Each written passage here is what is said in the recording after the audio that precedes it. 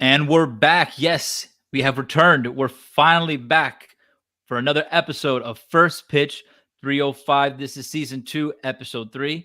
And I am your host, Alex Aguirre. And joining me, yes, he is here. He is joining me for season 2, the legend of Lemon City Live, my partner in crime for Marlins coverage.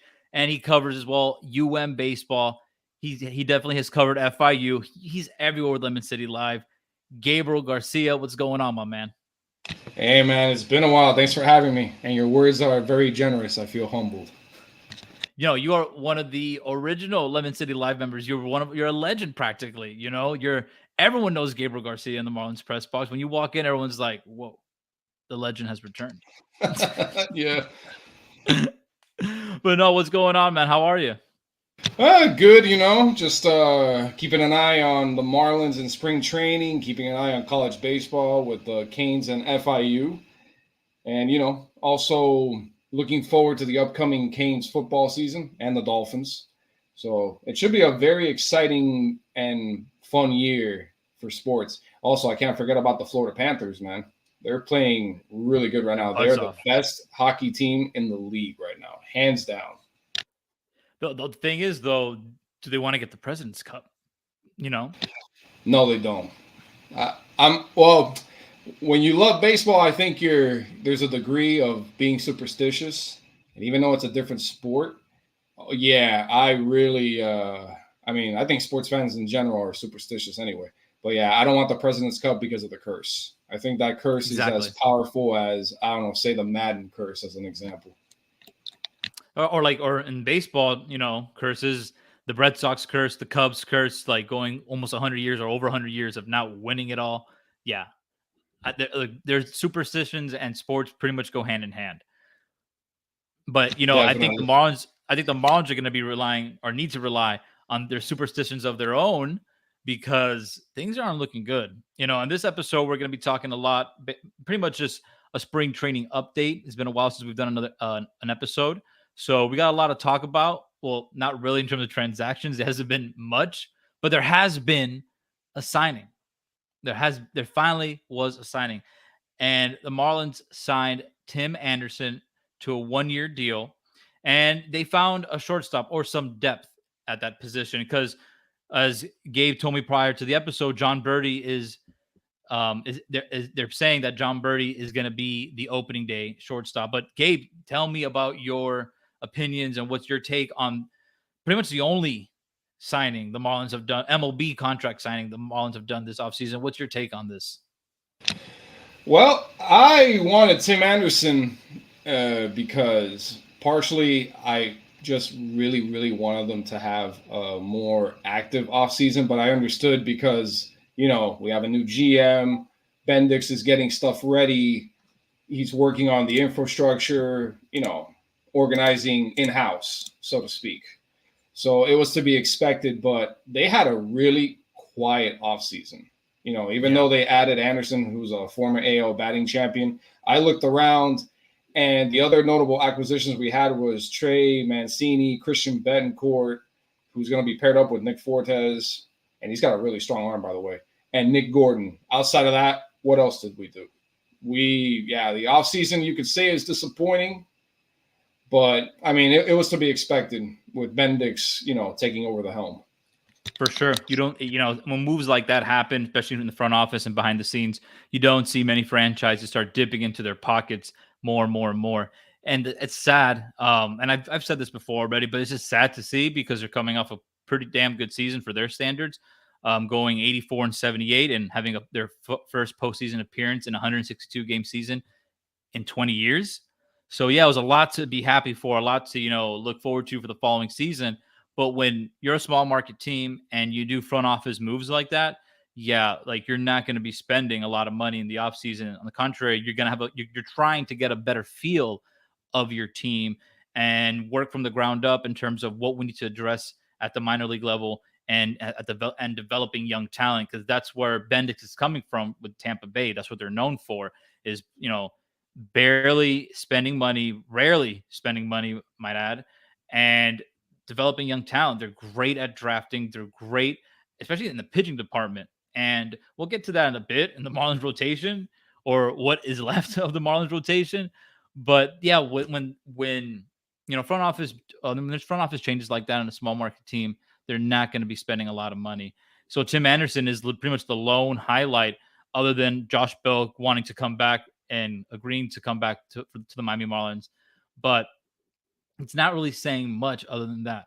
It's just Tim Anderson, and then some familiar faces returning as non-roster invites like Devin Smeltzer. I think Jonathan Davis as well from last year, and as you mentioned, Trey Mancini. And you add it up all together, and that's a failing grade for an off season. What do you think, Gabe? I'd give them. I'll be generous and give them a C minus because That is honestly, generous, yeah. yeah, it's very generous only because of Bendix. If this was, let's say, another GM like insert generic GM or Kim, with our expectations, especially from last year, this is a D. This is a D. But I'm I gonna agree. If be Kim was here, yeah, yeah, it would definitely be a D. Actually, it would be a D minus if she was still here, or an F even, because of the work that they've done, the team that they built, that gave them, that pushed them into the playoffs, 6 games above 500, definitely. But for Bendix, because of the circumstances, I'm gonna be a little more generous and give them a C minus. But I'm still, yeah, it's a disappointing offseason, no doubt about it. agreed. There's nothing really to do sunshine and rainbows on this one because we didn't really improve. Not really. Not compared to other teams, for sure. We made moves that improve us, if you want to even call it that, at the margins at best. However, I do feel really good about the pitching, without these injuries going on and whatnot. If the team can stay healthy, it's going to be one of the best in the league, which is I guess you could say, silver lining in terms of the team's expectations, and a little preview of what I think is going to play out later in the season. Yeah, I feel like there's going to be some stuff to look forward to, as you mentioned, like the improvement in the catching department with Christian Betancourt, a full season of Tanner Scott as the closer, but health is the main thing, especially with guys returning like Avi Garcia, who's been a no-show pretty much his whole tenure with the Marlins, riddled with injuries, slumps, you name it, he's definitely had it. So yeah, they're relying a lot on in-house development, in-house improvement from all the returning players, and hopefully they can repeat their singular performances and combine all that into another winning season, which is, I think, very, very far-fetched and very, very high expectations. And the main thing, I guess, moving on to our next part of our episode, the main thing, I guess, that people were looking forward to the most, because we all knew the offense was going to be a big, big question mark, but the stability of the rotation, even with Sandy sideline, it was a given already for the season. Going into spring training, was like, okay, well, there's a lot of depth at that position, or so we thought. It's crazy how a lot can change in a small amount of time, because now there's a lot of question marks within the starting rotation, other than Jesus Luzardo. And Gabe, let's talk about this. Let's break down the Marlins pitching rotation and give some updates here as well, to some of the pitchers who were expected to be ready or in the starting rotation for opening day. Let's start off with Edward Cabrera, because he's the most recent one. He is diagnosed with right shoulder impingement, and he's one of a few pitchers. Braxton Garrett's another one. He's not going to be ready for opening day. So that's right there. 2 out of your top 4 starters in the rotation not ready for opening day. Gabe, what do the Marlins need to do to fill the rest of the rotation? What's left in the pitching department? So prior to this week, like about a week ago, let's say, my rotation prediction was Jesus Luzardo, AJ Puk, Yuri, Edward, and Trevor. And now it's a little bit chaotic because, Edward Cabrera is listed with his problem with his right shoulder. Now Yuri exited today's game during the first inning, if I'm not mistaken, due to discomfort from a broken nail in his right middle finger, which restricts his pitching repertoire, because I think right now he's only using 2 pitches and not his full his full arsenal, which is fine because it's spring training. But now that all that's going on, we're going to find out how extensive these injuries are in the coming days. And this is among other injuries like JT. He's dealing with neck spasms. If I'm not mistaken, he's going to go see a specialist. Braxton Garrett, you already mentioned. So right now, I've got, what is it, from my prediction, I've got two guys that are questionable right now, Yuri and Edward. Luzardo's okay. AJ's okay. Trevor's okay. Later in the season, we can rely on Braxton and we can, tap Max to see how it goes. So the thing that they could do right now, especially if it's just one pitcher, like if it's Yuri or Edward, not both, but one of them, Ryan Weathers, he would be the person to be tapped in to be slotted. Because right now, if I'm not mistaken, he's pitched about almost 14 innings, and he's got a 1.32 ERA, 17 strikeouts, and a whip of 0.80. So right now, if I'm looking at stock, Weathers is going up. Oh, for sure. He's definitely made the case for himself to crack this spring training roster. And he's good. He looks great. And it could be the Marlins have 4 out of their 5 starters lefties. And at this point, beggars can't be choosers. That's what the Marlins have right now in their arsenal. And they're gonna have to run with it. And still, though, they have Trevor Rogers, but what does he have to offer? It's been a long time since he's pitched. And the last few times he's been on the mound, it hasn't looked pretty.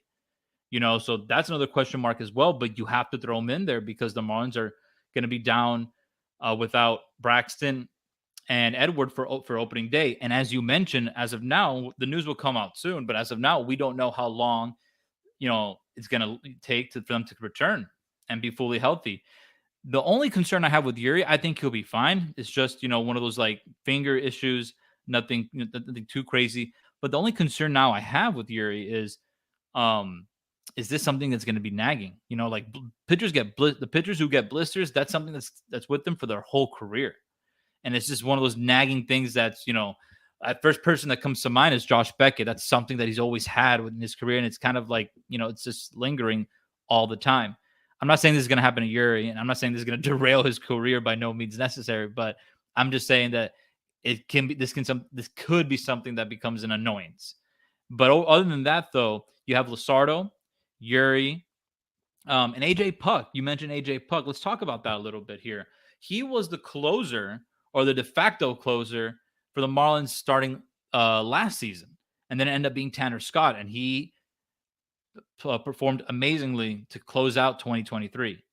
But AJ Puk was the go-to guy for the ninth to start off last season, and then he started off great, and then he kind of flamed out a bit. He wasn't really I guess maybe that role was too much for him in Oakland. He never really performed as a closer. He was more of a mid reliever or a 7th, 8th inning guy. So, but now he's a starter, and Gabe, does that move surprise you at all, or did you know that maybe AJ has a prior experience as a starter? Before, in the minor league level, like what's your take on AJ Puk transitioning from the bullpen in his whole major league career? He's been pretty much a bullpen. He's been used out of the bullpen. Now the Marlins are saying all of a sudden, oh, AJ, you're going to be one of our starters, and they've been using him as a starter in spring training. What do you think about that? He's been a pleasant surprise because, like you said, he's been in the bullpen pretty much all his career. And now he's transitioned to becoming a starter. And even though it's a small sample size, he's had about 3 starts. He has yet to give up a run. Granted, it's only 8 1/3 he's pitched, but he's got 15 strikeouts. And at one point, I don't know, I have to check, but at one point he only allowed 1 hit. But that's not the thing for me. What calls out to me is his strikeouts. He's got 15. He looks like he's ready to be the number. Well, we'll see how the bullpen shakes. I mean, not the bullpen. The starting rotation shakes out in the coming days. But AJ's looking like number 2, number 3 right now.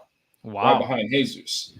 And I am looking forward to see how he does on the mound. Now, whether this translates to success, that's way too early. Plus, it's spring training. Spring training is player evaluations and shaking off rust. Stats are only a small indicator of how a player is doing at that moment, really early into the year, like preseason. At the end of the day, these games don't matter. What matters is that these guys work on their mechanics, work on whatever it is they do at the plate. In his case, what he does on the mound. And the season's really going to show, especially in like those first, because I'm generous with pitchers. I like giving them at least 5 starts to see how they Yeah. do. And I'm going to do the same thing for Puck. I'm going to give him about 5, 6 starts and see how it goes, because right now his small sample size is showing that he's going to be great. He's making a good transition.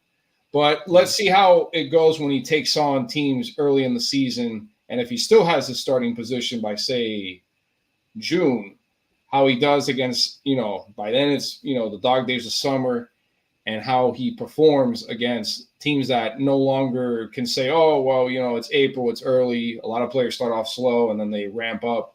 So, in other words, I'm happy with the transition. It's a pleasant surprise. I'm very hopeful, especially now that we need depth and we need arms, not only in the wake of Sandy going down, but, with these 2 additional injuries that we got to find out how extensive they are. But, he brings necessary depth, like I said, and I'm looking forward to his performance as a starter. Hopefully he adapts well, because, like you said, he's been a reliever for all of his career. My hope is that he becomes a solid contributor to the team that will badly need him, because if Absolutely. we don't have the starting pitching, especially the way things are going at the plate, that's our last hope. I think part of the reason why everyone's very excited, or at least not very excited, but hopeful that we can repeat the success from last year is on the starting pitching. To be honest, we'll see how things go at the plate, but I feel that, at least for me, my optimism stems from the pitching, flat out. Yeah, and it's interesting, seeing how successful Puck is right now in spring training. I'm really happy for him as well, especially how last season went for him and like kind of the roller coaster ride it was. And he's being a team player, being asked last year to be a closer, not really experienced doing that. He did it, and he had his bumps and bruises, but it's a good learning experience for him. And now he's being asked to be a starter. My only concern is, and you mentioned this as well, Gabe, is the dog days of summer. He had his bumps and bruises, as I mentioned, during that time last year. Now he's in a different role, and being a starter is different than being a reliever, because you can be called upon day to day. While as a starter, you got more of a set schedule every 5 days, or give or take. Now, as a starter, though, you got to be able to expand. And AJ Puk, he's a power pitcher. Throws in the upper 90s. And as a reliever, you can get away with that and kind of going all maxed out for one inning, maybe, or like 4 or 5 batters. But I'm really curious now to see, especially when the season starts and facing lineups at full strength and not spring training lineups, how he does with his stamina, how he can go through a lineup for a second time. Because at the end of the day, like as you mentioned, Marlins are lacking arms, so they're not. I hope they're not asking him to go 2 or 3 innings. This is a type of a starter, that they need to go 4 to 6 innings per start. It sounds like a tall ask, because we really haven't seen him do it in his career, but I am kind of excited, because he is a hard throwing left-handed pitcher, and he can carve out something new for him and extend his career. And you know what? If things don't work out for him as a starter, they know that they can put him back in the bullpen, and he can still find success there, because he's already experienced in coming out of the bullpen in different scenarios, as a closer, as a setup, as a long relief option as well. Who knows if it doesn't work out being a starter. So he's giving himself, at least from a career perspective, he's giving himself options and different avenues to take in the long run. So I'm curious to see how AJ Puck performs. But you harped on this a bit, when it comes to, yeah, everyone was kind of curious and excited for the pitching department, but this lineup, this offense, Gabe, it's I know, as you mentioned, it's just spring training, and it's a very minute sample size, but still, it's concerning, like really really concerning, like going into the season, because spring training is almost done. and the lack of power and the lack of pretty much everything in the offensive statistics that this, that the Marlins are displaying in spring training. Gabe, like, are you super concerned about this Marlins offense, or you think I'm just kind of like being a little too scared, a little too nervous going into the season? To be really honest, I wouldn't be hitting the panic button or anything, but there is reason for concern. Okay. The concern is valid, to be real honest. So, not counting the split squad, they've been outscored by my count, if it's correct, 47-21. That's how much they've been outscored, Wow. not counting split squads. And their averaging, if my math is correct, 1.6 runs a game. But it doesn't matter. It could be 1.8, let's say. It's still less than 2 runs a game. You will win very few games if that is the consistent number throughout the season. You can forget about a winning record. You can forget about finishing 500. And that doesn't even discuss playoffs. What playoffs? So that's the big concern for me. I'll give you a couple numbers really quick. For example, Josh Bell. In 25 at bats, he's hitting 200. Trey Mancini, one of our acquisitions. In 22 at bats, he's hitting 227. Jake Berger, 143 and 28 at bats. Nick Gordon, he's a bright spot, 308 with 26 at bats. Here's one that people we're more worried about him staying healthy for now. Jazz Chisholm, 217 and 23 at bats. Tim Anderson, one of our main acquisition. Our main acquisition. 182 if my numbers are correct in 22 at bats. Jesus Sanchez, 333 with 24 at bats. And Avi, 179 with 28 at bats. And before I forget, Christian Betancourt, 250 with 20 at bats. So I've pretty much touched up on our familiars and our acquisitions, with the exception of one. And he's the bright spot, the really bright spot. Luis Arraez, at one point he was hitting 1 for 16, and then he bumped up his batting average to 211. And now, if I'm not mistaken, he is hitting 357. So thumbs up there, because I would have been even more concerned if he was struggling. But it looks like he's fine, so I'm not worried about him. But, there's more than one player on this roster. The lineup is going to be pretty much 9 guys at the plate. And we're not going to win with just Arraez hitting. Everyone else has to step up. And like I said, the team is averaging less than 2 runs a game, and there is concern. There should be concern. Yeah, it's spring training. That's true, 100%. For all we know, this is just an anomaly for most of these players. Hopefully it is, because if it is, coupled with this really talented starting rotation and a bullpen that can get the job done, we'll be fine. We'll be fine. So that's my main concern heading into the season. My top concern is going to be the hitting. That's where I'm going to be watching things, specifically at the plate. And that's awesome. Thank you, Gabe, for sharing all those stats with us and our listeners, and to kind of, I guess, give us a better picture of the level of concern, I guess, fans or internally the Marlins should have. I get it, but especially as we talked about going into this episode.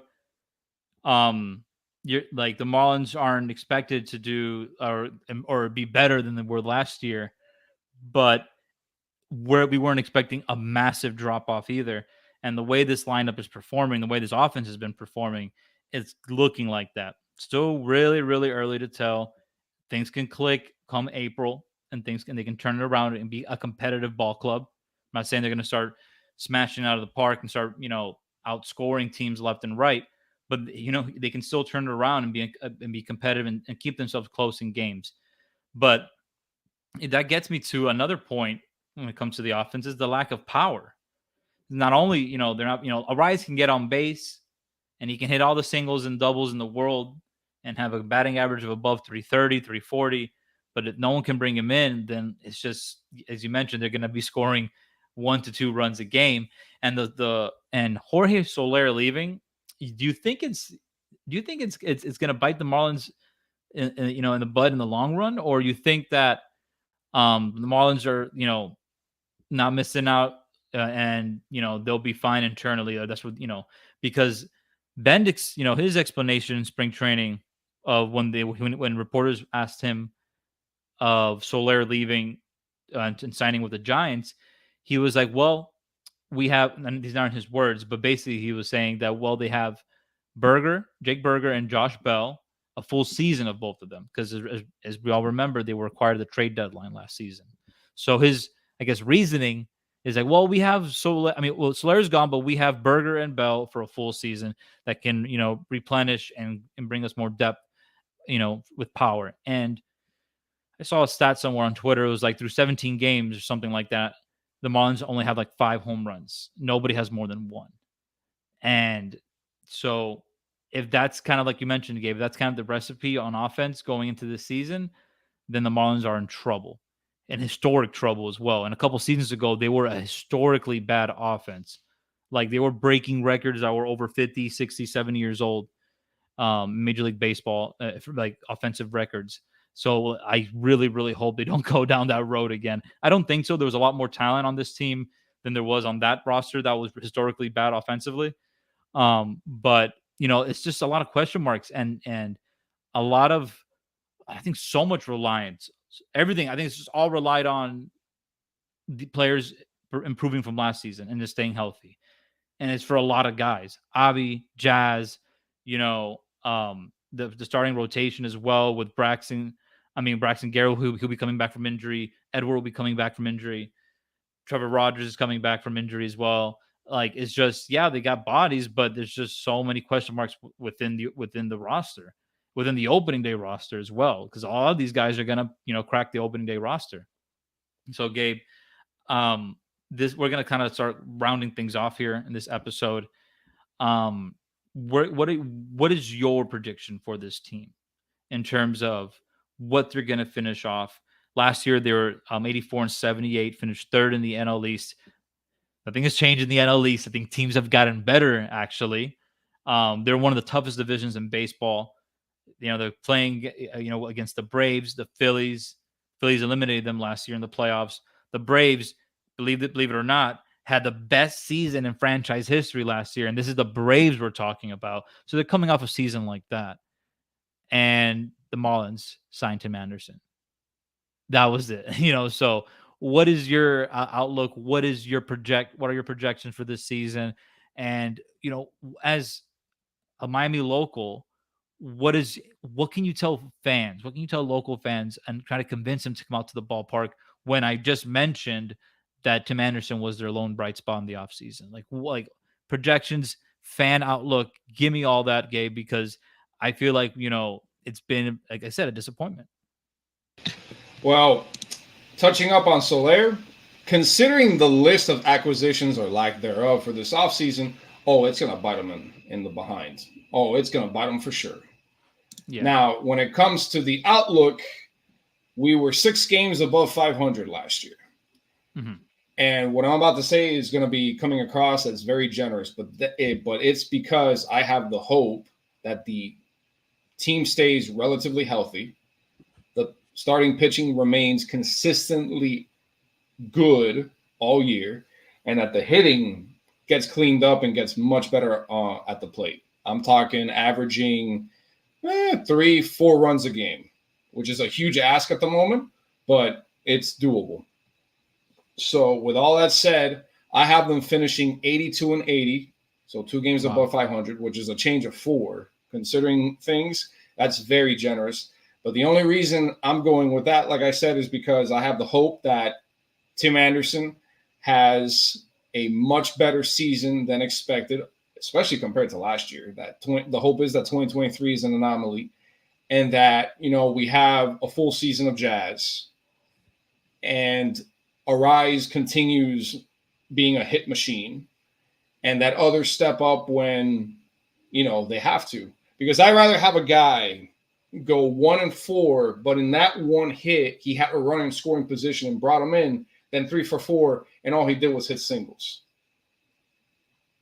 I'd rather have that. Yes, yeah. You have to get on base, of course. So for that 1-4 guy, he doesn't get on base and whatnot. But I guess what I'm looking for at the end of the day is getting on base, and if we have few opportunities, fine, to make the most out of those opportunities. That's all. Because my fear is that we get people on base and it ends the same way that it always does, ending any double plays, rally killing, 6-4-3s, Strikeouts, and runner scoring position. Yeah. runners in scoring position, like basically stranding a ton of runners, people that we have on second and third, or a guy on third. That's what I don't want to see. I'd rather, if we're going to have few opportunities, to make the most of them. That's it. And I want to see also, especially behind the plate, that we defend against stolen bases better this year, because they stole a lot of bases off of us. And now with the addition of Betancourt, with Nick, the goal there is to cut that down and to protect, second base a little bit more. And on our end, I would like to see us aggressive on the base paths, stealing bases when we can, to move up the runner, because like I said, with a runner on second, we can bring that guy in with a simple single. It doesn't have to be the long ball. I have seen teams live and die by the long ball. Hey man, chicks dig the long ball, but I'm just not crazy about home runs. Like, home runs are great in clutch situations, but I'd rather have our team play consistently hitting, stringing together hits, putting up one, maybe two big innings that, is more than enough for us with the pitching that we've got. A lot of that is a big ask, actually, especially right now how the spring training is going. But if the team can get better at the plate, they can replicate the success of last year. That's what we're hoping for. We're hoping that the familiars of last year, coupled with the acquisitions that we've gotten, the few amount that we have, could combine and do well on offense, while the pitching does its thing and the bullpen, protects the leads as they're supposed to. And for Puk, now that you said that, earlier, I wanted like a quick thought on Puk. Sure. That's part of the excitement and part of the fear for me. He's transitioning into a role that he is no longer pitching, as you pointed out, 1 or 2 innings. He's expected to put down, for the sake of the bullpen, 5, 6. Man, if he could go 7, even better. But yeah, 5 or 6. Great. And he'll be taking on, as you mentioned, hitters that, unlike a reliever, they see you once. Well, that's going to change when he goes through the lineup a second time, even a third time. So hitters have other opportunities to lock onto him. And that's going to be where I want to see how he does. I'm going to be paying attention, not at that hitter's first at bat, but the second and the third. Because as you pointed out, it's more opportunities. And now Puk is in a new role, taking on hitters that are going to get more than one shot at him. So my outlook is 2 games above 500, with the hope that the offense and the team, replicates the success of last year and stays healthy. But in a worst case scenario, if like the offense flounders and the team, the chemistry goes out the window and the team loses the will and whatnot, I could see them as far below as 10, 12 games below 500. And for the fan outlook, if I'm talking to fans, I would say, with regards to the short term, we're in good hands in the pitching. We have to wait and see when it comes to the hitting. We have to just, hold out hope. For the long term, in Bendix, we trust. Because I think he can bring the success that he had in Tampa over here, which is part of the MO financially of the Marlins, working, quote unquote, more with less. So we'll see how it plays out. I'm excited for the season, but more so cautiously optimistic. So we'll see just how it plays out. Remember, it's 162 games. A lot of stuff can happen. Teams have ups and downs.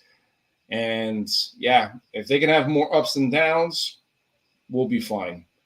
As long as we don't have like those nasty stretches of losing that we lose, like after the All-Star game last year, I think we lost like 8 in a row or something. Yeah. We need to keep that to a minimum. Because, if that starts to happen frequently, you could forget about the season by the All-Star break. For sure. We'll see about Puk as well. With relievers, you got 2 pitches normally. Let's see as a starter if he develops a third pitch, or I'm sure he's had one, but as a reliever, you only need 2. But as a starter, you got to mix and match more, change your velocity, change your location and just mix and match at the end of the day. So I'm excited to see how he does as a starter. In terms of the offense, if you think about this, Gabe, the Marlins they lost Soler, they lost Joey Wendell, they lost I forgot who now. I think Garrett Hampson. I think we talked about prior to the episode. And then they replaced them with Nick Gordon, Tim Anderson, and now Avi Garcia is back because he didn't play practically at all last year. So I'm just saying, and he's healthy now, and he's going to be taking on that DH role that Soler had. So you think about that. Obviously, Soler is the best player out of the bunch, or had the best season out of the bunch. But you lose Joey Wendell and Garrett Hampson and Yuli Gurriel, but you replace them with guys like Tim Anderson and Nick Gordon. I get it, all of them except minus maybe Yuli and Garrett Hampson, but they were bench players. All of them, they're not, they're all kind of in the similar boat. They're all kind of similar players. But I kind of like the acquisition of Gordon, the trade acquisition, and then the signing of Anderson because you get two infielders. Anderson plays second and short. Nick Gordon is a utility guy all around. Nick Gordon's a lefty. Tim Anderson's a righty. So you're getting, depth. You're getting at different positions and from both sides of the plate. So, I think Nick Gordon can be better than Joey Wendell was for the Marlins. And I think, Tim Anderson, I think he's determined. He has a lot to prove. The Marlins signed him. I think it was like $5 million or something like that. It was 1 year deal. So, low risk, high reward type of signing. And he's not projected to be the starter anyway. So less pressure on him. He can probably help him improve, offensively. So, but yeah, pretty much if you go all around the diamond and you go up and down the starting rotation, there's a question mark for every player practically, which is that's the concerning part for me. Except for like maybe Jesus. But even for like a lot of it's health though related, I feel like. But still though, that's kind of like it is. And when you don't make any moves and when you have such a really, really, really depleted farm system, the Marlins are in no man's land. They're in an MLB purgatory right now. So, and they're going to have to roll with what they got. But I agree with you. You kind of convinced me in your explanation a little bit, Gabe, when you mentioned if everything clicks and the rotation holds together, even without Sandy, because they have the ability to, to still compete without Sandy. It's going to be tough, but they have the arms to do it. Yeah, I can see him scrapping and clawing for a 500 record. Still not enough to make the playoffs, but it's not that massive drop off that many people are expecting. The Marlins are given a bad hand right now going to the season. They are, but that doesn't mean they can come out of the game, not with losing all their money, and not being able to cash out anything.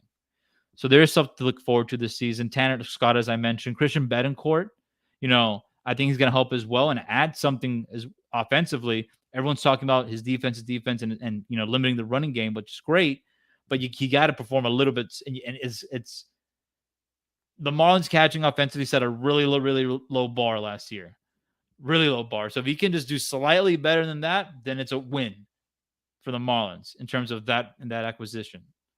So I'm looking forward to it. And the speed factor, as you mentioned as well, Gabe, is going to be huge. Nick Gordon, as I mentioned, he's a speedster. Tim Anderson can swipe a couple bases. They have John Birdie, Jazz. Losing Garrett Hampson kind of stings because of that, because he was so great. And he was actually 12th on the Marlins last year in wins above replacement. So he did have a pretty big role here. So I'm kind of curious how the Marlins, round off their bench. Griffin Conine's a name that's being thrown around. Obviously, you mentioned Trey Mancini. He can crack the opening day roster. But other than that, health is the biggest thing for me. That's kind of like, if this team can stay healthy, yeah, then they can compete. But if things aren't clicking right out of the gate, it's going to be a long season. And we're going to see just, Marlins being sellers with what they do have left of this team. There's a make or break time for Avi Garcia as well. I can see the Marlins cutting ties with him midway through the season if things aren't panning out. So yeah, it's just a lot of question marks that need to be answered and really haven't been answered at all in spring training. And Marlins have regressed actually in spring training, and injuries are the main factor, but still it is a regression at the end of the day. So it's just been a very gloomy off season of spring training. And Gabe, I I want to see them finish 500, obviously, and be competitive, but it's so fragile. The foundation is so fragile going into this season that one or two little hiccups, one or two more injuries, and they're going to be maybe a 70 to 75 win team at best. So it's just things, they're on pins and needles right now, as they say, and that's not good when you're going into the season. It shouldn't be like that. Things like that happen when you're just torn and getting battered. Your roster's getting littered with injuries, but that happens in the middle of the season. So I'm not, I want to believe in you, Gabe, but it's tough for me. Oh yeah, they're in a very precarious situation. And for some more rosy news, Soler is currently hitting 350 in spring training. So yeah, Wow. yeah, they're gonna miss him. And then for the farm system, according to the rankings on MLB, as of right now, they're ranked 29th. Last year, at around this time, they were 18th, and by the midseason, they were 24th. In other words, the cupboard is empty. Yeah, they traded their top pitching prospect, or one of their top pitching prospects, Jake Eater, to acquire Jake Burger. Yeah, from the White Sox. So, and that's been the Marlins formula, because that was the only way to get like these free agent, or to get these veteran players or players that are under team control for a few years, like Jake Burger is. Because you have to get rid of your prospects, and that is not a winning formula if you're a small market team. So I understand when you say in Bendix we trust, because they have an identity from a front office standpoint on how they need to approach their farm system. So that's good. So we're not going to be trading top prospects and prospects in general just to get rental players or veterans for one or 2 years. Like, a plan is in place, which is good. But in Bendix, do we trust? We'll see. Kim had a rough go at it at first. She did. She had like her bumps and bruises when she first came to Miami. She did turn it around, and she did do what she thought was best for this team, which led to a postseason appearance in a very long time. So there was a sense of growth and improvement at her position that while she was with the Marlins, and the same can be applied for Peter in his new role and in his new job here in Miami. You can't expect everything to be great and happy-go-lucky after one season, and you can't put any blame on Peter at all. I feel like into the season, because it is a huge transition for this organization. So they're playing with what the cards they're given, and they're letting it ride at the end of the day. And it can be exciting. They can be spoilers, and they can be a scrappy, fun team. But small ball is the name of the game for them, and because they don't have many guys who can hit out of the park.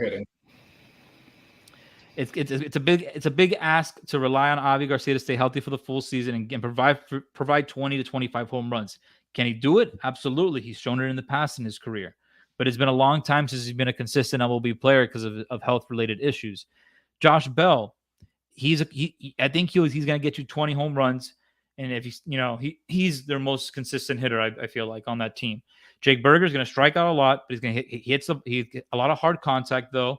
He's going to connect for home runs, but he's going to strike out a lot and have a low batting average. And then Jazz, it all clicks with him because he's so dynamic when he's healthy and he's on fire, because he can steal bases. He's electric, and in the outfield, he's improving so much rapidly, which is great to see. But he's got to be a consistent hitter, and he's coming off a really poor postseason, really poor postseason performance. So it's not the greatest outlook right now for spring training. There is still time left, but at the end of the day, their record doesn't really matter. Spring training is almost done. We're going to actually provide some spring training updates at the facility at Roger Dean Stadium this weekend. I will be there representing Lemon City Live. So for our listeners tuning into this episode, stay tuned on our website and on our social media platforms for spring training updates and interviews with players and coaches. But yeah, I think that's going to do it here, Gabe, for this episode. I know it's not the most bright and most sunshine and rainbow type of episode, but hey, it's just spring training at the end of the day. So Gabriel Garcia, final thoughts, final comments for season 2, episode 3 of First Pitch 305. So my final thoughts are, when it comes to Bendix, I have faith in him in the long term. I think we'll be fine in the long Me too. term. I have Yeah. faith in the team, at least right now. I have faith in the team for the season. Let's see how I feel come. Let's see how I feel after a month of games. Let's see how Right. much of a cold take this might be. But you know who I don't have faith in? Avi. I I almost know. want to I say, know. and I want to do a list with you later of like Sure. firsts and stuff like that. But I almost want to say, I think that by the trade deadline, actually, no, I think that by May, we'll have cut ties with Avi. I think by Yeah. May, we'll have cut ties. I have faith in the Marlins season. I have faith in Bendix. So there's faith short term and long term. But the one thing I do not have faith in is Avi. Unfortunately, I do not see him getting back to his old ways. And I predict, and I want to be wrong because I never want to see a player, get cut, Of course. to be Of honest. course. Like, I never root for a guy to fail. But I honestly think that Avi will will struggle. He's gonna stay where he's at right now, and they're gonna cut ties with him by May. I really do. I'm I can pessimistic. see that. I want to be wrong, for the sake of a player. I never want to root for a guy to fail, but I'm very pessimistic. If there's one area I'm really pessimistic in, it's that one. I know Avi hasn't been the biggest fan for I mean, or biggest fan for Marlins fans on Twitter. Especially he's gotten a lot of ridicule, and I get it. It's just you're a big free agent signing, and it really hasn't gone your way. It's gonna that comes with the territory, with fans online and things like that. And I wouldn't be surprised, Gabe. You're right. If he's not performing well and struggling, that the Marlins could ties with him by the All-Star break. It's just one of those things that you have to. It's kind of like Wei-Yin Chen when he was here with the Marlins. Similar deals in the 4-year 60 million or 4-year 80 million type. I think it was one of those two numbers. And the Marlins, he didn't complete his contract with the team. The Marlins cut ties with him. It's unfortunate because, as I mentioned, they're a small market team. So when you're letting go players like that and you're cutting ties with them, it stings even more because that's a lot of money right there you're throwing pretty much out the window. Yeah, we can't Um, afford mistakes like that at all. exactly. As a small So market team, those have to be avoided at all costs. for sure. You're absolutely right, Gabe. And that's why with Peter coming in, I do agree with you in that sense. He does bring a different approach on signing players. Tampa Bay was so pinpoint in particular with their free agent signings. As I mentioned in one of my previous episodes from this season of the podcast, the Tampa Bay approach was develop the young talent, create a core, and then you sprinkle in free agent acquisitions on reasonable low term deals to plug in the holes for that young core that's been assembled. And that's been the formula for the Rays since the beginning of their success as a franchise in the mid 2000s in the Longoria era, and James Shields, and that's they developed a core. Scott Kazmir, that's all Rays players and Rays development. And then the same thing again within the last like 5 to 6, 7 years in that organization of constant playoff appearances in a very tough AL East division. And so I do. That's where my faith relies in Bendix. He has shown that he can compete in a tough division with a very small budget and relying on a lot of development and young talent. And if and finally, that's why finally we have an identity, because that's been kind of in the Mattingly era. And I'm just saying that it's not his fault. I'm just saying that in that time frame, the Marlins never really had an identity.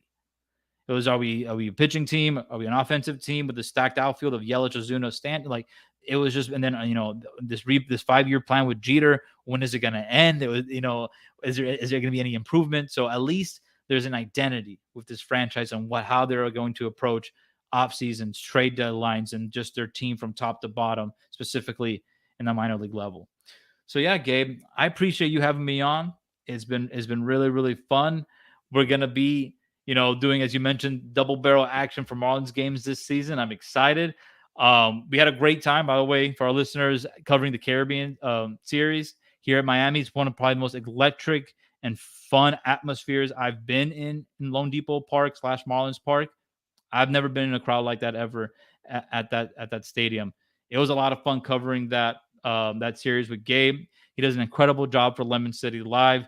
So not only does he cover the Marlins, don't forget, guys, he covers baseball, FIU baseball. He's just a South Florida baseball guru.